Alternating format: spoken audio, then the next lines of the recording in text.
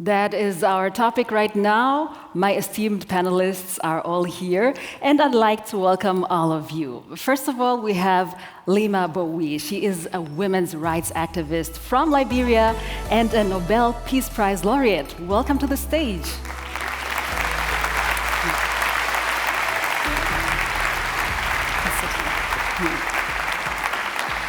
I'd like to welcome Melissa Fleming. She is the UN Under-Secretary General for Global Communications. Welcome.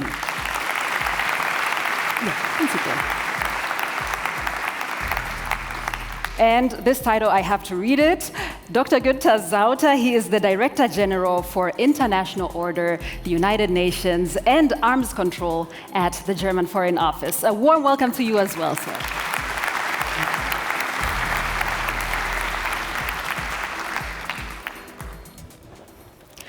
Right, now, before we start, first of all, we're talking about the Global South. And just so that we are all on the same page, Melissa Fleming, what exactly do we mean when we say the Global South? Thanks, Liz. Well, the Global South isn't necessarily a geographic region, although it tends to be defined that way. These are places which are not equally treated in terms of a financial divide. And increasingly, with the New World Order, we're seeing other divides, including climate injustice. So countries that have the least to do with climate change are suffering the most.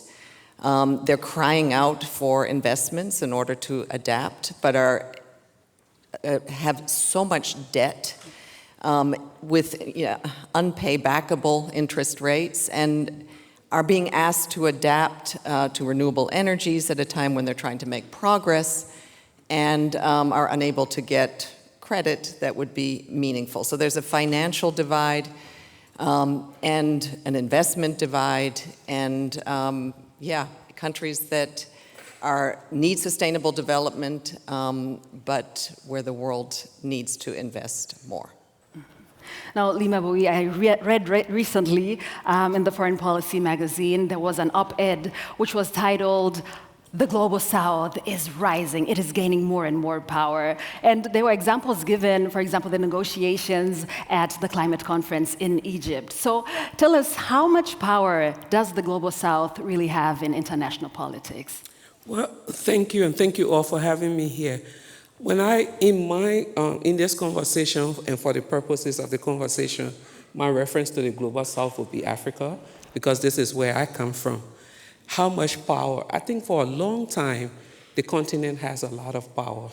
But power, as you all know, is useless if you can't use it to benefit yourself.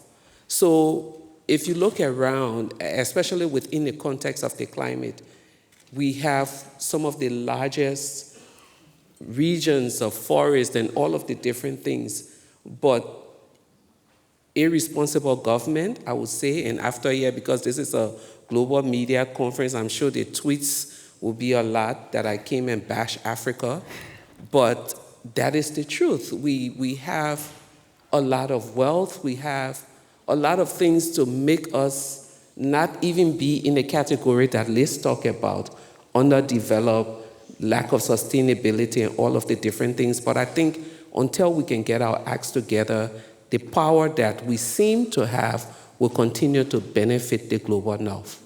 Okay, so you're saying that African countries are not utilizing the power that they have? No, they are not. If we were, why would we have such a drove of migration, young people leaving because they can't seem to find a future? Check all of those countries that take in migrants every year, a vast majority are from Africa. Even the ones that are not leaving, they are opting, go to the different embassies in Africa. People want to come to Germany, go to the US, go to other places, because there seems to be no hope. There seems to be no future. What is power if power cannot benefit your people? That's the question. We'll stay on the topic of power. Günther Sauter, in the opening video, we talked about there being a global power shift. So tell me, you are overseeing international order at the ministry. What do we mean when we say there's a global power shift, and where does Germany fit in this geopolitical game? Thanks, Liz. What we are seeing is that the world, as it was when Germany joined the United Nations 50 years ago, doesn't exist anymore. Back then, when the German government was here in Bonn, it may have been sufficient to get our act together as Europeans in the European Union. It may have been sufficient to get our act together with our partners in Washington as part of NATO. Those days are past. Today, if we want to find answers to the big questions of our time, climate change, migration, pandemics, we need many more partners. I'm not quite sure whether I like the term Global South, but I like to think of all these diverse countries and human beings beyond Europe and the Western world as partners that we absolutely need. We are not talking to these countries, to these partners as donors or as missionaries. We need to talk to them because we need them in order to get the pressing issues solved that we all are grappling with. Okay, you say we need to talk to them as partners, but is that really happening on the international stage? Leymah. Why do you want to get me in trouble? I don't think so. I think even in the 21st century, the way the conversation still continues is in the same way the missionaries came. They came with one hand, we'll offer you this, but it's always a condition on the table. And that's the sadness for me. The sadness is that there's so much that a lot of the regions across the world that are being referred to as the Global South have to offer. But why should we be, there's always arm twisting to do the right thing, you know? So I don't think the conversations are true. I think there's a lot of double standards when it comes to these conversations. I think there's a lot of hypocrisy because there is one set of rules for Europe, America, and there's another set of rules for Africa and other parts of the world. And until we can begin to address some of these issues in the way that we're supposed to address them, our world will continue to suffer the way it's suffering because there's a lot of lack of respect in a lot of these conversations. Yeah. So Melissa, let me turn to you because you're the head of global communications. Are you seeing that there is not people seeing eye to eye, different countries, different regions? How do we bridge that gap? Well, obviously the best place to see whether there are divisions, tensions, is in the United Nations in New York. But I have to say it's also one of the places where we do actually day by day bring people together in conversation, in the General Assembly in particular, and in another fora. And yes, we are hearing more and more voices of division, but yes, there is a possibility to speak. I'd also like to say the role of the UN is to work in every single country around the world on development, on lifting countries up.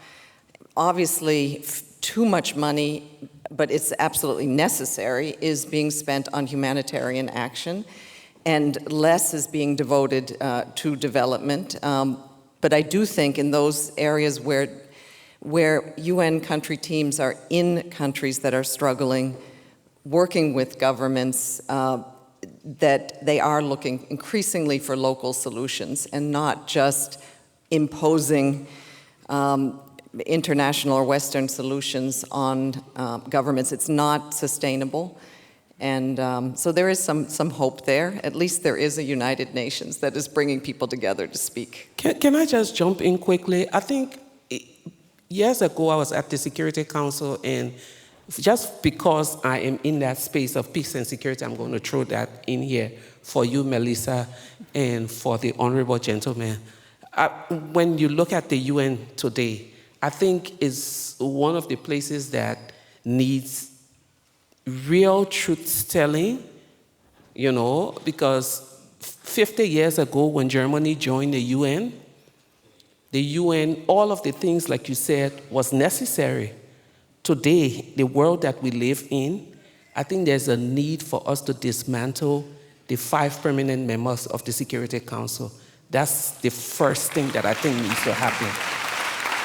Until we do that, Germany, 50 years at the UN, you are the second biggest donor. Why should you be applying for non-permanent membership? I think everyone should be non-permanent members. I think everyone. 75 years ago when the UN started, there was colonialism. A lot of governments did not have a voice. Today, you can't say it's the same. So why should we continue to have 5 countries police the rest of the world? I'll just throw it out there. It is great that you're throwing that out there, because I know that Günther Sauter will agree, because Germany, of course, wants to have a seat, a permanent seat at the Security Council. So talk about what Leymah just said. Now this discussion is starting to be fun. Thanks a lot for provoking some remarks here. I'd like to make 2-3 points. First one, on the spirit of the conversation. I totally agree with you.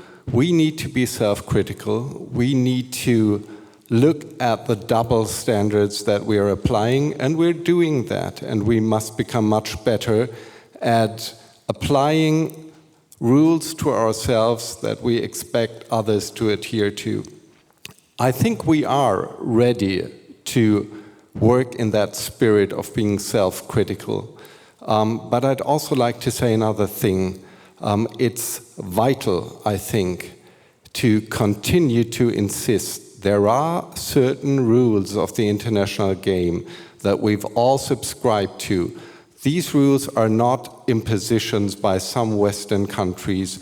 These are the rules that we all should follow, like don't attack your neighbor just because you can, or don't violate human rights just because you can as a government. I'm not saying the international game should always continue in the rules that were written into the Charter of the United Nations in 1945.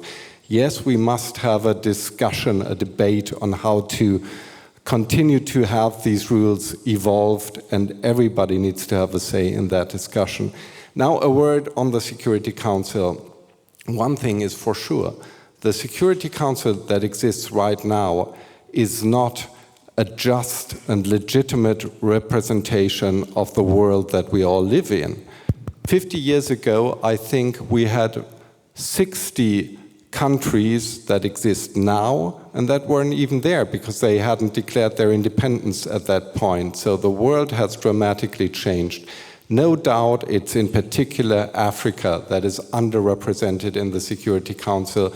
This must change. It's a long-standing German decision, and the situation that we're seeing right now with Russia abusing its veto power day by day shows flagrantly how dramatic the need is to change the system. Personally, after a couple of years in New York, I have my doubts on whether we will be able to convince the permanent members of the Security Council to let go of their veto power, but there's no doubt more than ever we need to have change of the Security Council. All right, thank you very much. And I know that that is a discussion that we will not be able to cover completely, because I know that at the UN there are different groups who want different things, different reforms. So that is a topic in and of itself that will take up a lot of time. I'm seeing that we have received a question from Katrina Wood, who is joining us online. And she says there seems to be some confusion about what constitutes the Global South. Would the panel agree? Now, we already talked about the definition at the beginning, so I would not want us to go back to that. But for everybody watching online, if you have questions, then please send them, and then we will discuss them a bit later. And also for you audience here, everybody who's live with us here. If you have questions, then just save them for later. All right, I want to now take the whole journalism aspect into our conversation. Melissa, we heard the Director General Peter Limburg saying that some division is good for journalism, but we know that journalism and social media has also been misused in many parts of the world to create divisions, to fuel conflicts. So what have you witnessed, and what is the UN's role in all of that?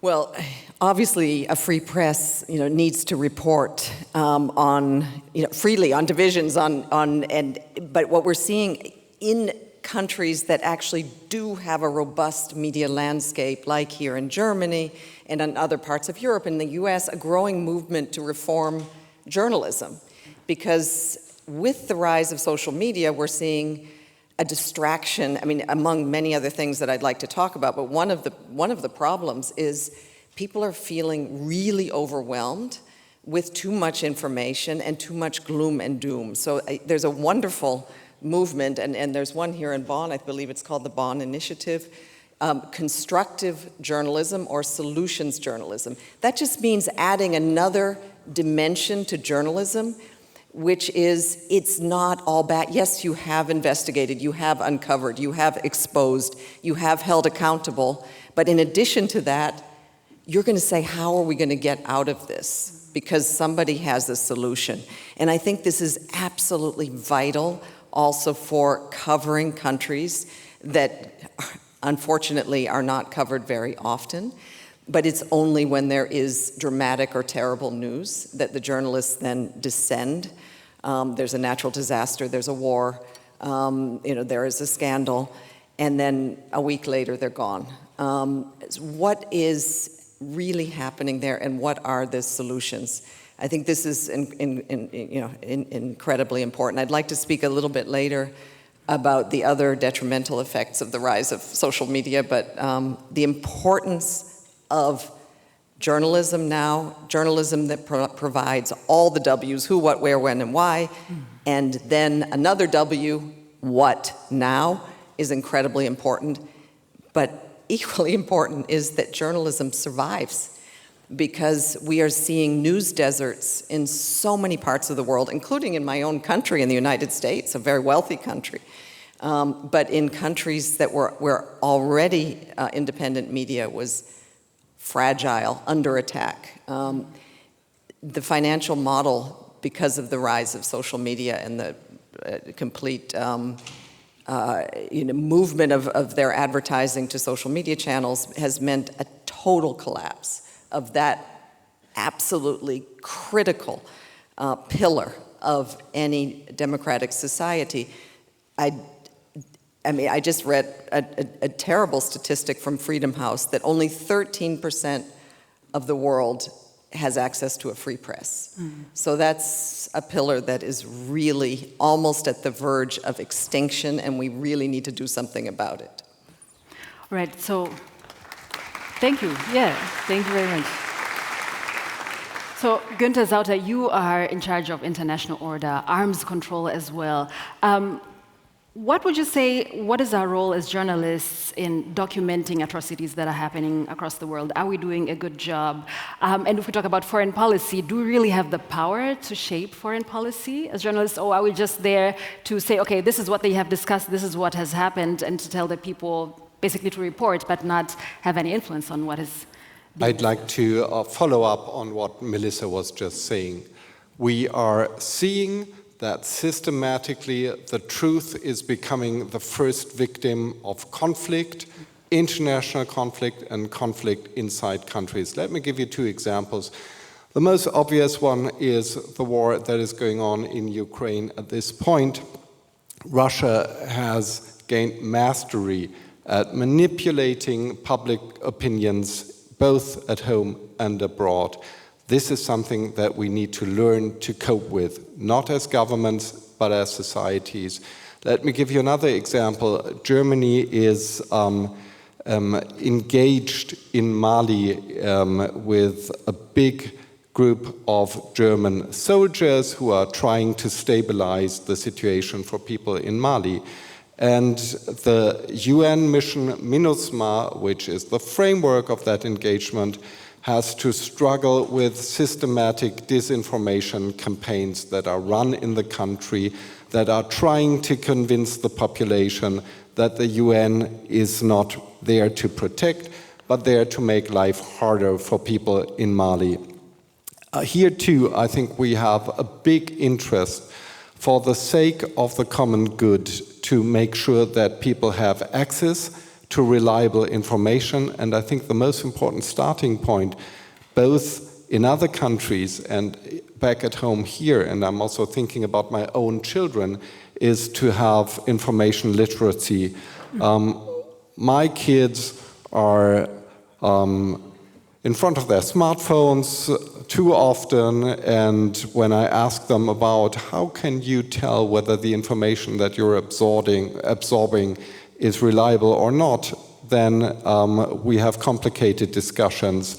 So I think this is something that we all need to become better at, and our job as governments, I think, is to create an environment in which that can happen.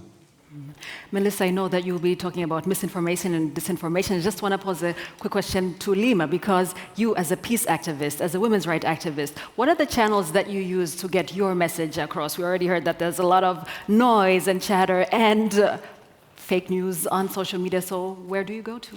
Well, sometimes I don't think I think through it. When I'm mad, I go to social media.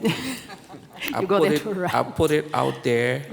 There's a lot of firestorm at home, especially if it is criticism about the government or something that has happened. In January of this year, I did one of those, and my team had to stop reading on Facebook because the comments were horrible. The media, the conversation, all in the different medias, people wanted to know. But I also have a strategy of dealing with that. When the noise is up, after you've posted on social media, especially if you're a public figure in a small country like Liberia, there's a lot of emotions happening, especially this is elections year. You don't respond immediately. I wait until it dies down, refuse to do any kind of media engagement because people are still up in their feelings, and there's very little room for analysis or room for any kind of really civil conversations. After a while, I call the traditional media, as you all would call it. There's a lot of promotion on me coming to respond to X, Y, and Z. Everyone is listening, and then afterwards, there's a calm conversation, and I think in those moments, we're able to really trash out the truth of what people saw in that tweet or the misinformation that was put out there. And so it's worked for me over time. It saved me a lot. I haven't gotten slapped in the street yet, so you know it saved me. So I use both social and traditional media, but in terms of damage control, in terms of, because again, we're 4.5 million people in that country, and a lot of the people listen to the local radios. They don't have smartphones to be on Twitter or Facebook, but they will hear, that this thing happened and that thing happened. So if you find a moment to take your time to do that, it's important to do so. But just coming back to what everyone else has said, I don't know how we're going to solve this situation. Recently, we were at the Vatican, and Maria Risa, who I understand should have been here, yes, was there, and we're all having this conversation about the world and truth and our collective humanity, and what do we intend to do. And some people were saying that we've lost our humanity in the world that we find ourselves. And for those of us who go to different communities, I feel that that is wrong, because there's a lot going on in terms of helping each other, in terms of preaching peace. But today, social media and the global media, sometimes I think the profit is in bad news. And because of the profit being in bad news, people tend to push the bad news more than going for balanced news. Mm-hmm. All right, so you say that you wait for things to settle down. Not everybody has that patience. Melissa, what do we do about Misinformation, I would just like disinformation. to Yeah. follow up. We don't even have to put out a post that is,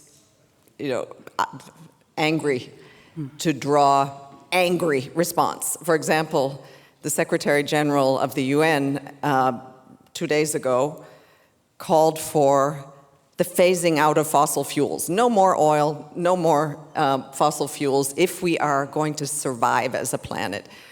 I started looking at the responses on his tweet. You are a communist, you are hashtag climate scam, you're going to take down the war. Very similar also to some of the commentary around COVID-19. It would be responsible of you to take a vaccine and to wear a mask. I mean, the outrage machine is actually, as you said, it is, the algorithm favors and rewards outrage. That's the design of the social media platforms. And the more outrage, the more engagement, the more money for the platforms. So fundamentally, if the design isn't changed, we're going to be all just trying to clean up. I agree with, I think there is more good out there in the world. There are more people who are trying to do good than there are haters. However, the way things are designed, the haters have a louder voice. It's like, I know that Elon Musk and others have tried to say that social media is like a global town square, but it's a town square with no police, and it's a town square where those with the ugliest and most divisive voices have the biggest stage. So it's just from a UN perspective, and I remember, I've been working in communications for international organizations my whole career, and I was really excited when social media came onto the scene, because I used to only be able to come to you, to journalists, to get my message across, and we could then also, and we value journalism, working with journalists, but we could also communicate with people directly, and it has done some good in this world. It allows people also the marginalized to have voice. But the dark side came very quickly, and we're finding we have to build a whole ecosystems around just trying to manage the damage that it's causing to information ecosystems around the world. I see that, Günther, you want to say something. Please Just two very simple messages. Firstly, I belong to those who believe that we need a certain degree of regulation. We need to make sure that some fundamental rules are taken seriously. Here in the European Union, we have some power to do so. The standards that we're defining here will also define the game elsewhere, and at least discussions we have here in Europe will trigger more discussions in other places and might inspire others. And then secondly, we need to be out there. We need to be out there on Twitter, on Facebook, whatnot, tell our version of the story. By we, who do you mean exactly? By we, in this case, I mean, speaking for the German government, I mean us as a government. We were speaking about the South. I think the South covers something very, very diverse groups of countries and human beings. We need to be seen traveling, talking, meeting decision makers, meeting grassroots leaders, meeting normal people, so to speak, in order to bring across our message directly, so as not to allow those who disturb messages to do their business. I think these are very important elements. Well, the sad thing is those on social media believe that they are normal people. So how do you counter that? Everyone believes that they are normal people, and that's the reason why they come at it. But one of the things that I worry about, and you mentioned it, is the next generation. The next generation of attention-seeking young people who believe that the only way I can survive in this world is if the entire world is paying attention to me, and so I can do whatever I need to do to get the kind of attention that I need to get. So are we breeding a generation of narcissists?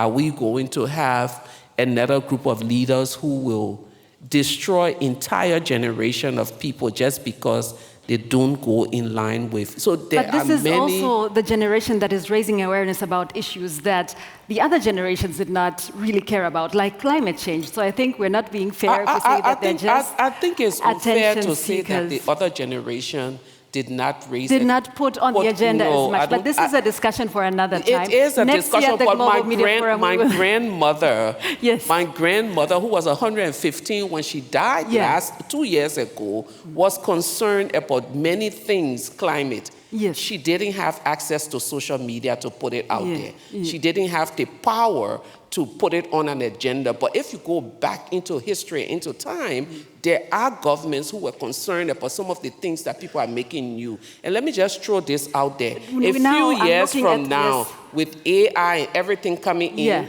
the newest invention would be someone teaching our children how to go outside and play. All right. That is a discussion for another day and another panel. We have a panel on artificial intelligence, by the way. But no, it's fine. But we have questions from the audience that we want to welcome now because I'm looking at the time and we don't have a lot of time left. So if anyone has a question, yes, sir. The first question goes to you. 1 second, please. We'll get you a mic. My question to you regarding the overcoming divisions, we are living in modern world, but if we see the past, before the United Nations, the League of Nations, it was not succeed due to the powers of the superpowers that time. And now in these days, we see also same thing that it's a feeling of the world that United Nations has been converted into a sub-organization of some superpowers or only one superpower. So, and we see also that United Nations is failed to resolve the conflicts, many conflicts which have been converted into wars. Like if we see in the past that Kashmir conflict, India, Pakistan, or like Ukraine, Russia, some conflicts still they have not been resolved and United Nations has failed. So how do you think that United Nations has some future if they cannot resolve the conflicts? Anybody in particular you want to answer the question? Okay, Günther Fleming. Sauter, you've raised your hand. Yeah, maybe I can say a word on that. Just briefly, please. I agree with you. The UN are under duress. If the charter of the UN were put to a vote in the General Assembly, I don't think there would be a majority. And that's alarming. And I think this should encourage all of us to do our share in order to make sure that we preserve the United Nations. Don't just look at security. Look at the most pressing question. Look at climate. Look at health, pandemic accord, and other questions. Here, I am confident we will be able to make progress in the UN together with many countries and overcoming divisions. Thank you very much, Günther. Gentleman there, yeah, the next question goes to you. Thank you. My name is Walid Batrawi. I'm from Palestine. My question is a question that I have been always asked when I go back after these conferences. What can the international community do to protect journalists around the world? And I have always failed to answer this question. And I just would like to remind the audience and the speakers of two facts. 13 months ago, my colleague and friend Shireen Abu Akleh was killed, and the Israeli soldier who has killed her has been identified, and he has escaped punishment so far. The second reminder I would like to remind the audience and the speakers is that for about 70 years, veto has been abused in the United Nations several times, and I even lost count, actually, towards the Palestinian cause. Thank you. Thank you. So, Melissa, how do international organizations, multilateral organizations... Absolutely, we have condemned the murder of your amazing colleague, Shireen Abu Akleh, and we've asked we've asked for justice for her murder. I think, if anything, her murder did raise global awareness to not only how dangerous it is to just be a reporter trying to cover the Palestinian cause, but how very dangerous it is all over the world to report. And the dangers don't only come in the horrors of the way Shireen died, but also journalists are subject, and particularly women journalists, are subject to so much online harassment and abuse that it's making it very difficult for them to work. The online harassment very dangerously often turns to offline violence. So the digital world has increased the danger for journalists beyond what they've always been subject to. So I think, what can we do to protect journalists more? We really just need to all advocate for the protection of journalists, the freedom of the media, and press governments. I know the Secretary General of the UN is doing this all the time. I know that the German government feels very strongly about this. We need more funding for independent media around the world who are working in very precarious situations. There is a fund that one could support. We heard about the Hannah Arendt initiative, which is amazing, but also there's an international fund for public interest media, which should be supported, and this is really to support the media that are really operating on shoestrings, that have no legal defense funds. So I think there's a lot there that could be better supported. Thank you, Melissa. I'm going to take one final question from this side. Yes. Yeah. Yeah. Sorry. Exactly. The lady in yellow. Yeah. No, sorry. The lady in yellow. Yeah. Oh, yeah. We'll get you a mic. My name is Omo from Nigeria, and the truth of the matter is every time I hear these conversations, I feel hopeless, sort of.